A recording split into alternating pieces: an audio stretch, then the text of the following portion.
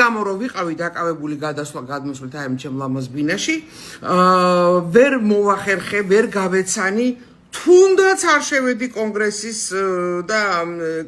და სენატის საიტზე, სადაც არაფერი არ წერია ამასთან დაკავშირებით, მეგობრებო, აბსოლუტურად არაფერი.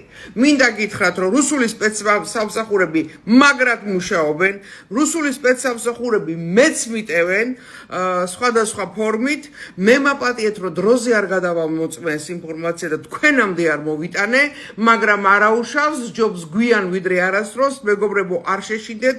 არამთუ წინ მიიწევს მეგობარი აქტი, არამედ ამერიკა კიდე გეგმავს ბევრ საინტერესო რაღაცას საქართველოსთან დაკავშირებით. უბრალოდ მე დამჭირდა მთელი ღამე რომ ვაშინგტონს დაუკავშირდი, მივიღე ინფორმაცია, ყველაფერი კარგად არის. გკოცნით თქვენი აბონი, ახლა კი ყავას დავლევ. ხოი საოცრებაო.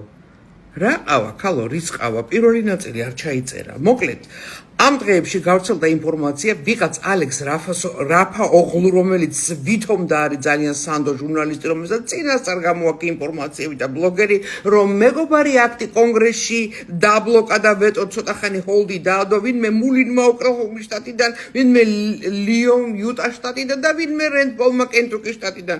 რატო აბრალებენ ამ საწყალ სენატორებს არაფერს? ამ სენატორების არც ოფისში დევს მსგავსი ჩანაწერი, არც ოფიციალურ საიტზე მსგავსი არაფერი. ეს არის რუსული სპეცსამსახურების ნარატივი. ნახეს რა, რომ საქართველოში უკვე ჩემი პირადი ხელით იგეგმება აი ამ მეგობარი აქტის გავრცელების და პროპაგანდის ძალიან დიდი აქციები.